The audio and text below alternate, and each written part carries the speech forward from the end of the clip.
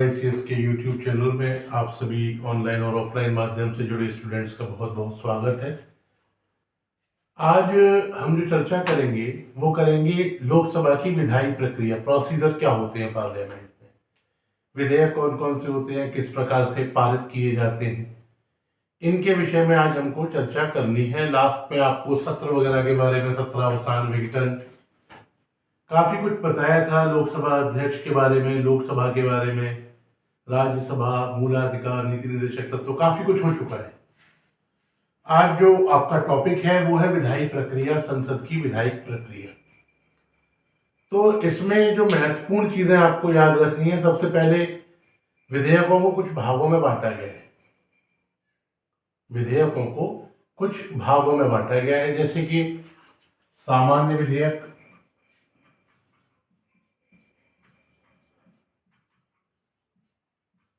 सामान्य विधेयक, धन विधेयक,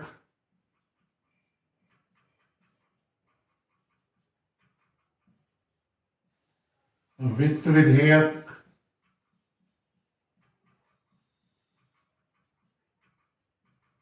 और सबसे महत्वपूर्ण संविधान संशोधन विधेयक।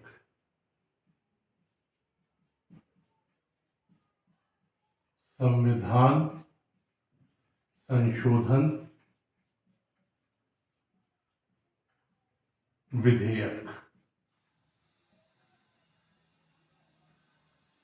इनके विषय में आपको जानना है, ये क्या होते हैं और कैसे पारित किए जाते हैं। ठीक है, सबसे पहले जो आप हेडिंग बना लीजिए छोटा सा, एक सामान्य विधेयक। सामान्य विधेयक ये कैसे विधेयक है? जो विधेयक धन, वित्तीय विधेयक या संविधान संशोधन विधेयक नहीं होते, वो कौन से विधेयक होते हैं? सामान्य विधेयक। कोई विधेयक धन विधेयक है या वित्त विधेयक, इस पर अंतिम निर्णय कौन लेते हैं? बताया था आपको, लोकसभा स्पीकर। तो सामान्य विधेयक के संबंध में जो महत्वपूर्ण चीज है वो ये है कि सामान्य विधेयक संसद के किसी भी सदन में प्रस्तुत किया जा सकता है, चाहे लोकसभा में, चाहे राज्यसभा में, चाहे लोकसभा में, चाहे राज्यसभा में। कोई विधेयक पारित तब माना जाता है जब संसद के दोनों सदन उस पर सहमत हों और उसे पारित कर देते हैं। संसद के दोनों सदन, आप दोनों सदन मान लीजिए स्वयं को लोकसभा और राज्यसभा, आप दोनों किसी विधेयक पर सहमत है, आपने पारित कर दिया, ठीक, ओके। लेकिन यदि दोनों सदनों में कोई गतिरोध हो या कोई तनाव हो, एक सदन ने पारित कर दिया, एक से नहीं हो पा रहा, तो ऐसी स्थिति में राष्ट्रपति दोनों सदनों की संयुक्त बैठक बुला सकते हैं और संयुक्त बैठक में यदि बहुमत से ये विधेयक पारित हो जाता है तो ऐसी स्थिति में क्या होगा? वो राष्ट्रपति को चला जाएगा, राष्ट्रपति उस पर आगे निर्णय लेंगे बहुमत से। अब एक चीज बताइए, लगभग 550 मेंबर लोकसभा के और 250 मेंबर राज्यसभा के, तो संयुक्त बैठक की स्थिति में प्रभावी कौन रहेगी, लोकसभा या राज्यसभा? लोकसभा, क्योंकि उसके मेंबर्स अलग अधिक हैं। अध्यक्षता ऐसे अधिवेशन की कौन करते हैं? करते हैं लोकसभा अध्यक्ष, ये आपको बताया जा चुका है। तो ये क्लियर? सॉरी, ये क्लियर? अच्छा, उसके बाद ये विधेयक जाएगा कहाँ? राष्ट्रपति के पास। पारित विधेयक अध्यक्ष या सभापति द्वारा राष्ट्रपति के पास भेजा जाएगा, वह विधेयक पर अनुमति दे सकते हैं। ऐसा होता है तो वो अधिनियम बन जाएगा। अपनी अनुमति रोक सकते हैं, ऐसा होने पर विधेयक समाप्त हो जाएगा और अधिनियम नहीं बन पाया। विधेयक को पुनर्विचार के लिए लौटा सकते हैं। यदि दोनों सदन विधेयक को संशोधन सहित या बिना संशोधन के राष्ट्रपति के पास दोबारा भेजते हैं तो राष्ट्रपति अनुमति देने के लिए बाध्य है। क्लियर? यहां तक क्लियर है? एक और महत्वपूर्ण, संसद में लंबित विधेयक 17 अवसान आपको क्लियरली समझ में आ गया था, सत्र का अवसान। तो इसमें कुछ इतनी इंपॉर्टेंट चीज फिर रहती नहीं है कि कोई विधेयक इस सत्र में पेंडिंग है तो वो अगले सत्र में आएगा, समाप्त नहीं होगा, है ना। तो ये चीज क्लियर है आपको। चलिए वेरी गुड, ऐसे ही समझते चलिए, हमारा काम थोड़ा आसान हो जाएगा। तो दूसरी बात, 17 यदि राज्यसभा में कोई विधेयक लंबित है जिसको लोकसभा ने पारित नहीं किया है, समझिएगा, कोई विधेयक राज्यसभा में पेश किया गया, राज्यसभा में पेश किया गया, वहां से पारित हो गया, लोकसभा में अभी आया नहीं है या पेंडिंग है या उस पर विचार नहीं हुआ है, तो लोकसभा के विघटन पर क्या होगा, समाप्त नहीं होगा। विधेयक आ गया है राज्यसभा से पारित होकर लोकसभा के पास, लोकसभा विचार अभी करेगी उस पर, तब तक क्या है, विश्वास मत चला जाता है लोकसभा से सरकार का, और लोकसभा क्या होती है, विघटित हो जाती है। तो ऐसा विधेयक समाप्त नहीं होगा, जो नई लोकसभा आएगी वो उस पर विचार करेगी। क्लियर। तीसरी चीज, कोई विधेयक जो लोकसभा में लंबित है या जो लोकसभा द्वारा पारित कर दिया गया है, लोकसभा में पेश था या पेंडिंग है, या लोकसभा में पारित कर दिया और राज्यसभा भेज दिया, राज्यसभा में वो पेंडिंग है, अगर ऐसी स्थिति में लोकसभा भंग होती है तो वह विधेयक भी समाप्त हो जाएगा। समझ में आया। यदि लोकसभा में लंबित है या लोकसभा से पारित होकर कोई विधेयक राज्यसभा में गया, राज्यसभा में पेंडिंग है या विचाराधीन है, ऐसी स्थिति में यदि लोकसभा का विघटन हो जाता है तो वह विधेयक समाप्त हो जाएगा। ये क्लियर है, यहां तक कोई समस्या नहीं है। साधारण विधेयक में अगले सदन को विचार करने के लिए लगभग 6 माह का वक्त दिया जाता है। कितना? 6 माह का वक्त दिया जाता है। ठीक है, अब आगे बात करते हैं। आगे जो महत्वपूर्ण है वो है धन विधेयक। नगला हेडिंग बनाइए, धन विधेयक। धन विधेयक में क्या प्रोसीजर चलता है ये आप समझिए। तो धन विधेयक के विषय में जो चर्चा की गई है वो की गई है आर्टिकल 110 में। महत्वपूर्ण है, आ चुका है, लास्ट क्लास में आपको एक जगह सारे आर्टिकल्स वगैरह बताए जाएंगे। यहां से याद नहीं रख पाते तो वहां से याद रखिएगा, कुछ तो याद करने होंगे, सारे नहीं, कुछ तो याद करने होंगे। तो आर्टिकल 110 में धन विधेयक की परिभाषा दी गई है। इसके अनुसार कोई विधेयक धन विधेयक समझा जाएगा यदि उसमें निम्नलिखित सभी या कुछ विषय समायोजित हैं, जैसे किसी कर को लगाना, किसी कर को हटाना, कम करना, बढ़ाना, भारत सरकार द्वारा उधार लेना, उधार देना, प्रत्याभूति देने का विनिमय, भारत सरकार की संचित निधि से कोई धन वगैरह खर्च करना है। तो धन विधेयक के बारे में जो स्पेशलिटी है वो ये है कि केवल लोकसभा में, कहां, केवल लोकसभा में इस विधेयक को प्रस्तुत किया जा सकता है, और वो भी राष्ट्रपति की पूर्व अनुमति से। पहला स्पेशल क्लॉज, लोकसभा में इसको रखा जा सकता है या प्रस्तावित किया जा सकता है, वो भी राष्ट्रपति की पूर्व अनुमति से। कोई विधेयक धन है या नहीं, निर्णय कौन लेंगे, लोकसभा अध्यक्ष। अब इसे पारित करने की प्रक्रिया क्या है। धन विधेयक को लोकसभा में पारित होने के बाद राज्यसभा में भेजा जाता है, राज्यसभा में भेजा जाता है। राज्यसभा उसमें संशोधन तो नहीं कर सकती, लेकिन संशोधन की सिफारिश कर सकती है। राज्यसभा के लिए यह आवश्यक है कि वह विधेयक को 14 दिनों के भीतर वापस कर दे। यदि ऐसा नहीं होता तो यह माना जाएगा कि राज्यसभा ने विधेयक पारित कर दिया है। यदि राज्यसभा विधेयक को 14 दिन में लौटा देती है तो लोकसभा को उसने जो सिफारिशें भेजी हैं ये स्वीकार की जाए या ना, यह लोकसभा पर निर्भर है। वह बिना स्वीकार किए हुए भी पारित कर सकता है। फिर क्या होता है, ये धन विधेयक कहाँ जाता है, वापस राष्ट्रपति के पास। तो यह या तो अपनी स्वीकृति देता है या फिर इसे रोक सकता है, लेकिन यह धन विधेयक को पुनर्विचार के लिए नहीं लौटा सकता, और स्वीकृति रोकने का भी कोई संदर्भ इसमें नहीं आता। क्योंकि वह पहले उसकी स्वीकृति से ही पारित किया गया है। बाद में हाँ, लेकिन ये ऑप्शन छोड़ा गया है स्वीकृति वाला। उसने तो स्वीकृति दे दी, कुछ उसमें बाई चांस इधर उधर हुआ, उसे लगा, मूड बना, लेकिन बेसिकली क्या है, राष्ट्रपति इस पर स्वीकृति देने के लिए बाध्य है, वो इस पर स्वीकृति देगा। क्लियर? यहां तक वह इसे वापस नहीं करेगा। कुछ समय के लिए ये हो सकता है कोई काम वाम हो तो साइन करने में थोड़ा बहुत डिले हो जाए, रुक जाए कुछ दिन स्वीकृति, लेकिन आप कहेंगे कि पहले साइन किया था, पहले उसने प्रारूप पर साइन किया था, उन्होंने भेज दिया, जस्टिफाई किया कि हाँ ये धन विधेयक और उसे रखा जाए। अब जब पारित होकर गया तो वो फाइनली उसे अप्रूव कर देंगे। यहां तक कोई समस्या नहीं। चलिए आगे बात करते हैं तीसरे वित्त विधेयक के बारे में। वित्त विधेयक क्या होता है? वित्त विधेयक ऐसा विधेयक होता है जिसमें धन संबंधी विषयों के साथ साथ अन्य विषय भी शामिल होते हैं।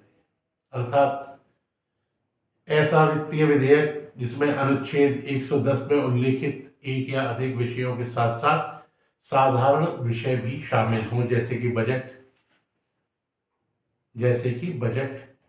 तो धन विधेयक के समान भी जो वित्त विधेयक है वह भी लोकसभा में रखा जाएगा। अनिवार्य रूप से कहाँ रखा जाएगा?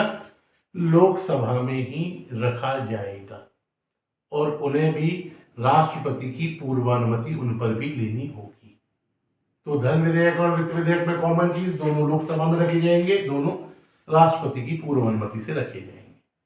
ठीक है, अब बात करें वित्त विधेयक की। तो वित्तीय विषयों से संबंधित विधेयक जो है वो कितने प्रकार के हो सकते हैं? 3 प्रकार के। धन विधेयक हो सकता है, वित्तीय विधेयक जो अनुच्छेद 117(1) के अधीन आते हैं, या वित्तीय विधेयक जो अनुच्छेद 117(3) के अधीन आते हैं। तो वर्ग 1 के वित्तीय विधेयक केवल लोकसभा में प्रस्तुत किए जाते हैं।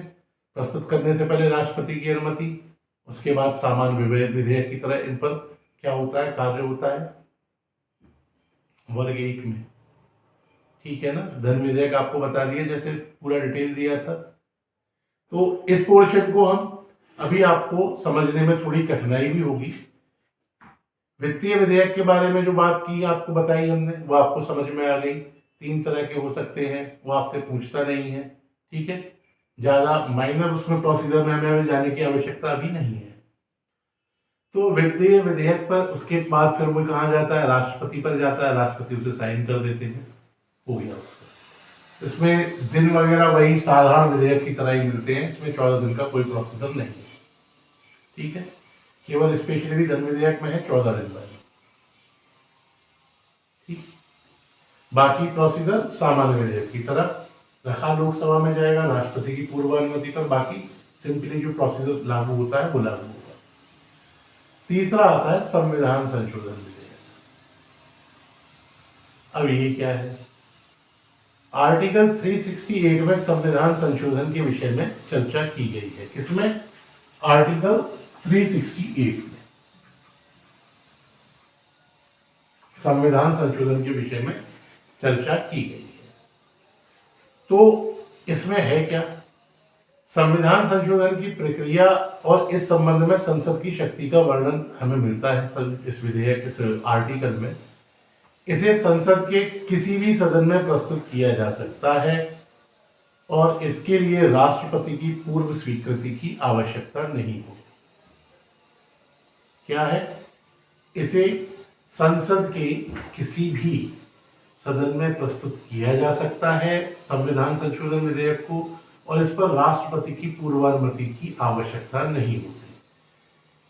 लेकिन इस विधेयक को प्रत्येक सदन द्वारा, फिर से बोल रहे हैं, इस विधेयक को प्रत्येक सदन द्वारा विशेष बहुमत से, अर्थात सदन में उपस्थित और मतदान करने वाले सदस्यों के 2/3 बहुमत से पारित किया जाता है। एक बार फिर, जिस सदन में प्रस्तुत किया जाता है उस सदन में उपस्थित तथा मतदान देने वाले सदस्यों के 2/3 बहुमत से इसे पारित किया जाता है।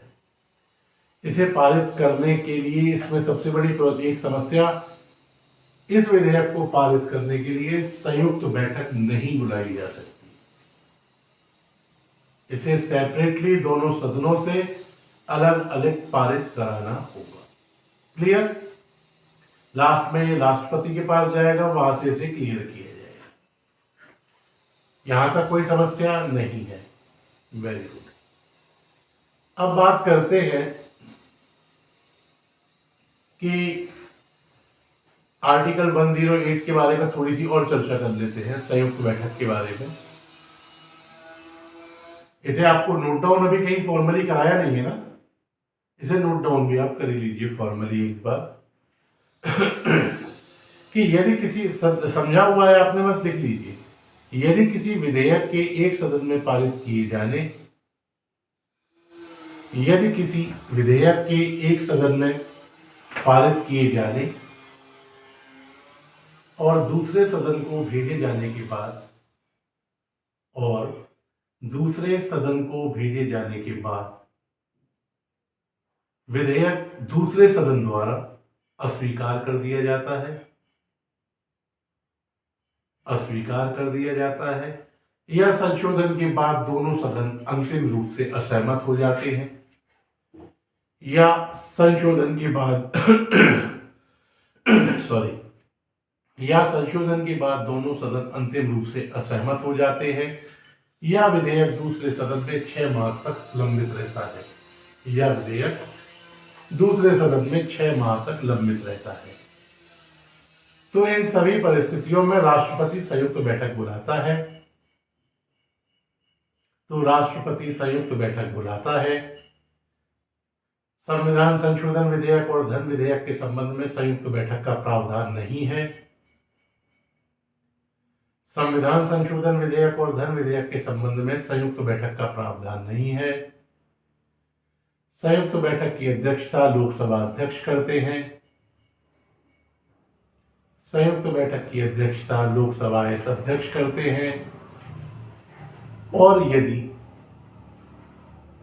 संयुक्त बैठक में दोनों सदन में उपस्थित और मतदान करने वाले सदस्य, और यदि संयुक्त बैठक में उपस्थित और मतदान करने वाले सदस्य बहुमत से इस विधेयक को पारित करते हैं, बहुमत से इस विधेयक को पारित करते हैं, तो यह पारित समझा जाता है।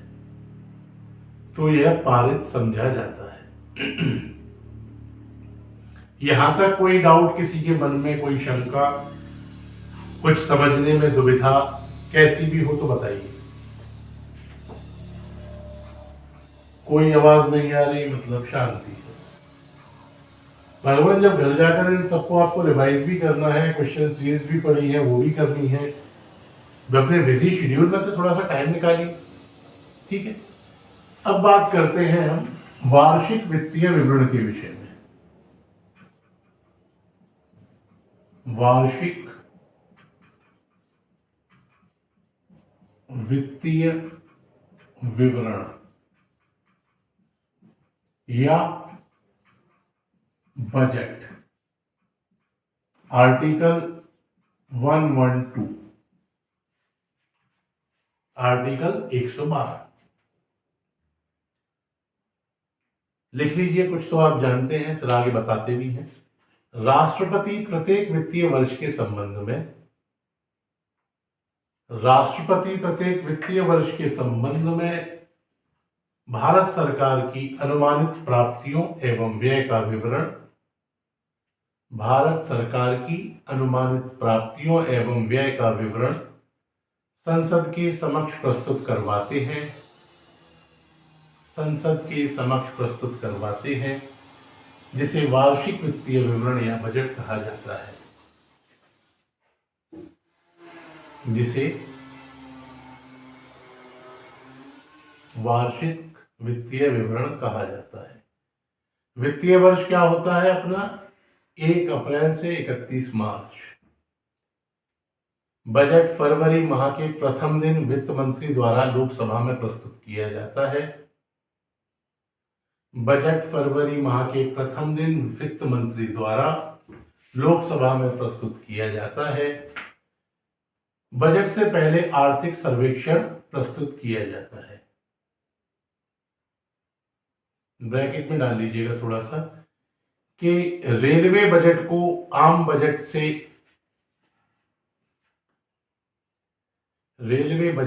आम बजट से इकबर्थ समिति की सिफारिश पर इकबर्थ समिति की सिफारिश पर 1921 में अलग कर दिया गया था।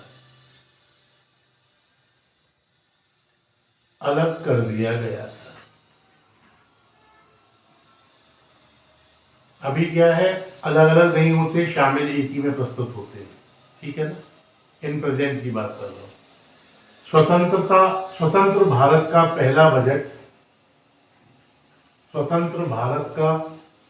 पहला बजट आर के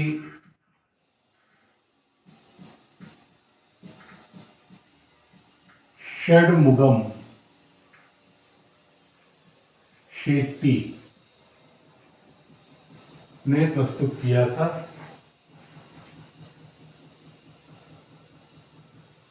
यह अंतरिम बजट था। महत्वपूर्ण चीज, बजट शब्द का प्रयोग संविधान में नहीं है, वहां क्या है, वार्षिक वित्तीय विवरण।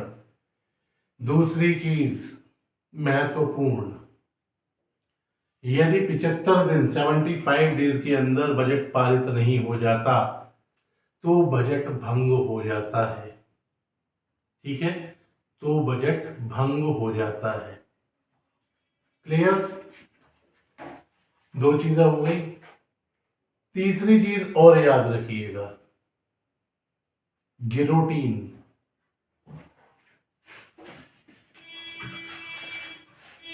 ये क्या होता है? गिलोटीन भी मिलता है, गिलोटीन।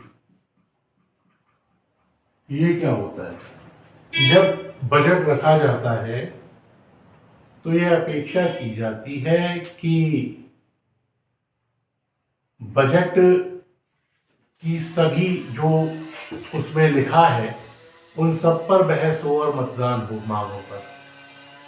लेकिन समय अभाव के कारण ऐसा नहीं हो पाता और बहुत सी मांगें एक साथ बिना डिस्कशन के पारित कर दी जाती हैं। इस प्रक्रिया को बोलते हैं गिलोटीन। क्लियर?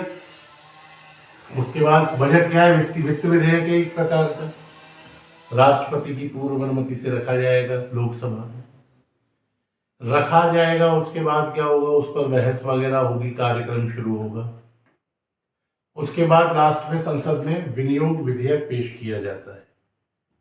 विनियोग विधेयक क्या होता है? यह मुद्रा विधेयक है जो कि पैसा निकालने के लिए इसे रखना पड़ता है, संचित निधि से इसके द्वारा पैसा निकाला जाता है। तो विनियोग विधेयक क्या है?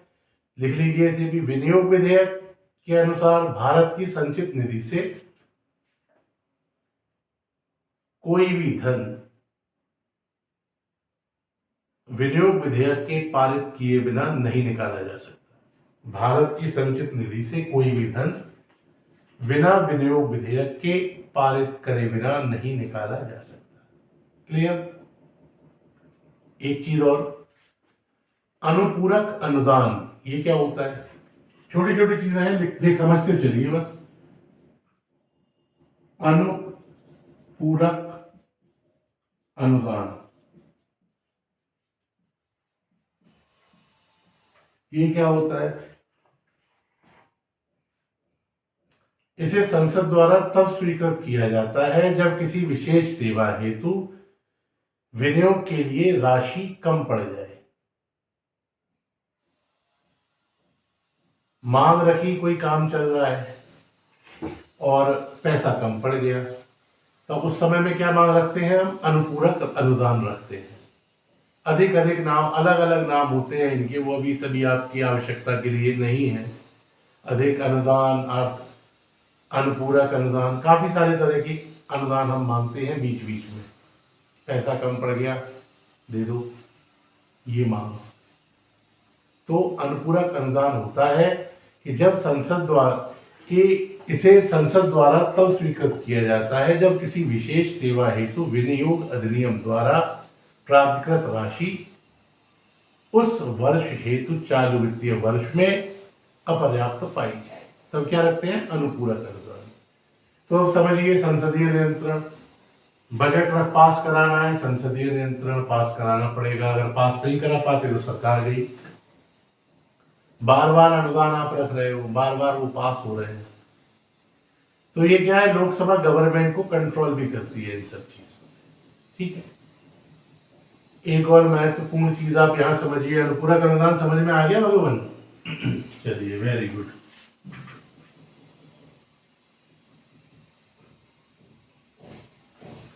एक चीज और समझिए आप, लेखा अनुदान,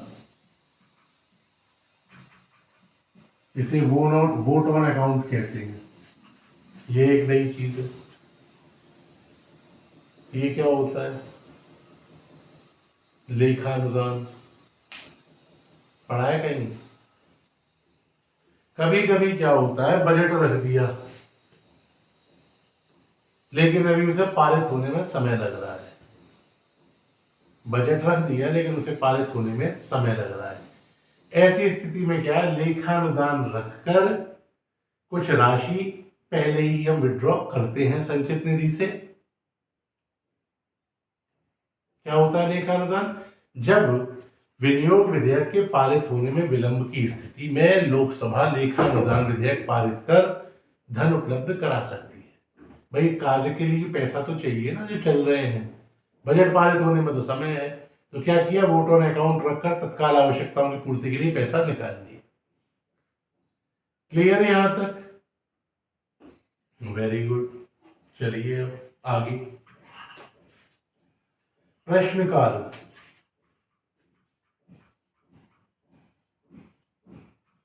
प्रश्नकाल, जो क्वेश्चन सीरीज डाली है वहां ये सब है, और उन वीडियोस में ये और भी ज्यादा एक्सप्लेन है एज पर द क्वेश्चन। लेकिन आप वहां जाएंगे तब आपको कुछ वहां मिल पाएगा, जाना तो वहां पड़ेगा। आज जाइए या एग्जाम से 10 दिन पहले। प्रश्नकाल, संसद के दोनों सदनों में पहले 1 घंटे, लगभग कहना चाहिए 11 बजे, क्या होता है, संसद के दोनों सदनों में जो शुरू का 1 घंटा होता है उसे प्रश्नकाल कहा जाता है। इसमें मंत्रियों से प्रश्न पूछे जाते हैं। वो प्रश्न तारांकित भी हो सकते हैं, गैर तारांकित भी हो सकते हैं।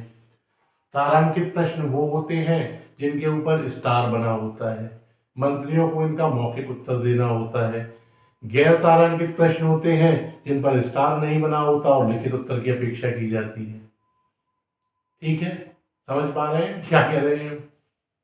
तारांकित प्रश्न और गैर तारांकित प्रश्न, जिन प्रश्नों के ऊपर स्टार बना हुआ है उनके मौखिक उत्तर दिए देने होते हैं और उन्हें कहते हैं तारांकित प्रश्न। जिन पर स्टार नहीं है उनकी लिखित उत्तर दीजिए।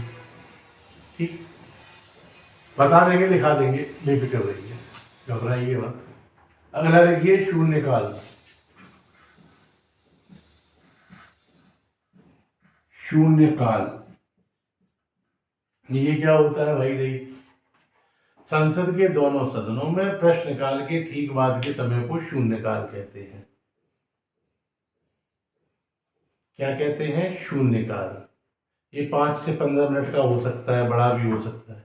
ठीक है, ज्यादातर शून्यकाल 12 बजे शुरू होता है, सीधे 0 आवर्स बोलते हैं। इसमें सभी सदस्यों को बोलने का समान अवसर देने का प्रयास किया जाता है। यहां तक कोई समिति, कोई समस्या, दुख, तकलीफ, कष्ट नहीं? अब चलो प्रश्न बता रहे थे वो भी लिख लो। प्रश्न 3 प्रकार के होते हैं। पहले होते हैं तारांकित प्रश्न, स्टार्ट क्वेश्चन। तारांकित प्रश्न या स्टार्ट क्वेश्चन, इन प्रश्नों का उत्तर सदन में मौखिक रूप से दिया जाता है और इन प्रश्नों पर स्टार बना दिया जाता है विभेद करने के लिए। इन्हें तारांकित प्रश्न कहते हैं। अगला लिख लो, गैर तारांकित प्रश्न। गैर तारांकित प्रश्न या अतारांकित प्रश्न, इन प्रश्नों का उत्तर सदन में लिखित रूप से दिया जाता है और इन पर पूरक प्रश्न नहीं पूछा जा सकता। जब लिखित दे रहे हैं तो थोड़ी हर समय लेके बैठे रहेंगे, तो इन पर पूरक प्रश्न नहीं पूछ सकते, तारांकित में पूछा जा सकता है। तीसरा लिख लो, अल्प सूचना प्रश्न। अल्प सूचना प्रश्न। कोई बहुत बड़ा लोक महत्व का मामला होता है, उस पर यदि कोई मौखिक प्रश्न पूछना हो तो वो आप पूछ सकते हैं। अल्प सूचना इसलिए कहते हैं कि 10 दिन से कम की अवधि में इसके लिए दी जाती है, जो सूचना दी जाती है प्रश्न पूछने के लिए, वो 10 दिन से कम अवधि की होती है। 8 दिन पहले बताया कि इस दिन हम अल्प सूचना प्रश्न पूछेंगे फलाने विषय पे, फिर से क्या बोलते हैं, अल्प सूचना प्रश्न। यहां तक समस्या है कोई? नहीं। अगली महत्वपूर्ण चीज जो आपको पढ़नी है वो भी पढ़ लीजिए, कटौती प्रस्ताव। क्या पढ़ना है? कटौती प्रस्ताव। कटौती प्रस्ताव ये कौन कौन सी होती है? 3 होती है, 3 कट होते हैं, 3 कट होते हैं। सांकेतिक, आर्थिक,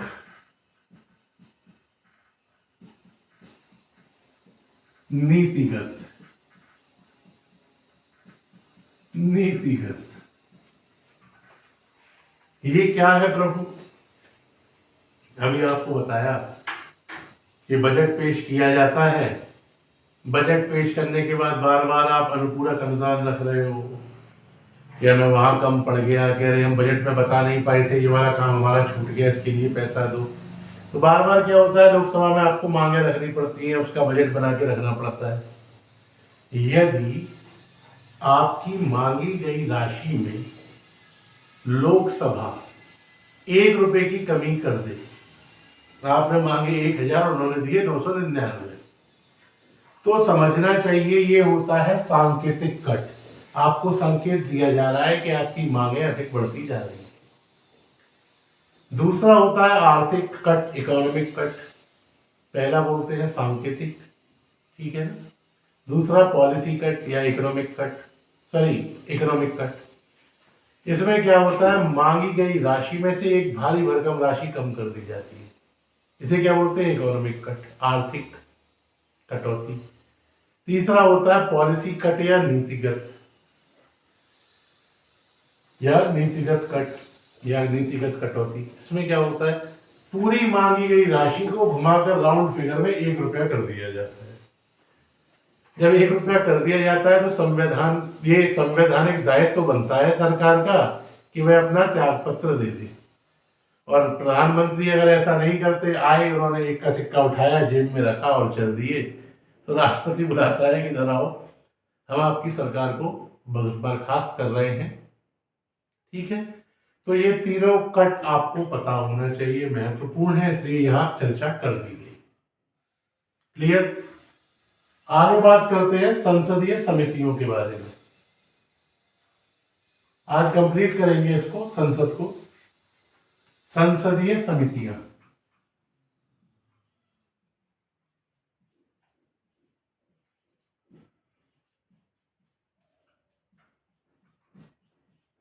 समितियां, इनको कंक्लूड करना है आज अपने को। देखिए ये होती क्या है, सभी मंत्रालयों पर दबाव होता है बहुत ज्यादा, तो उनकी मदद के लिए अलग अलग समितियां बना दी जाती हैं, ठीक है। तो इसमें सबसे पहले जो महत्वपूर्ण चीजें आपको जाननी है वो आप समझिए, लिख लीजिए, लिखते भी चलिए, समझते भी चलिए, फिर टाइम जाएगा दोबारा। लिखिए कि अपने सभी कार्यों का गहराई से अध्ययन एवं निरीक्षण करने के लिए, अपने सभी कार्यों का गहराई से अध्ययन एवं निरीक्षण करने के लिए संसद के पास पर्याप्त समय नहीं होता। संसद के पास पर्याप्त समय नहीं होता। इसी कारण यह अपना अधिकांश कार्य संसदीय समितियों के माध्यम से करती है। संसदीय समितियों का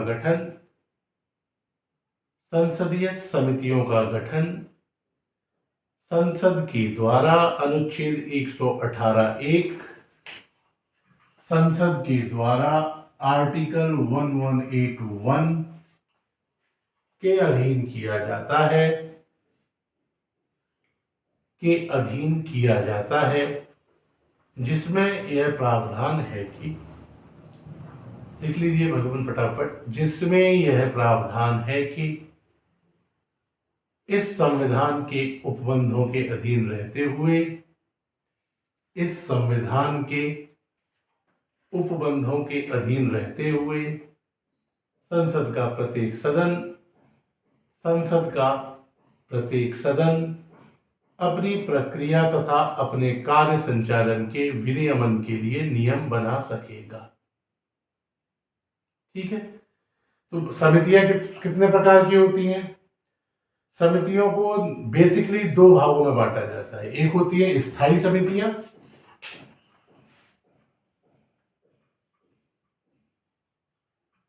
स्थायी समितियां,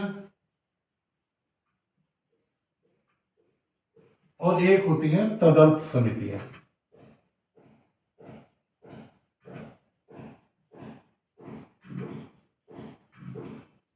स्थायी समितियां और तदर्थ समितियां।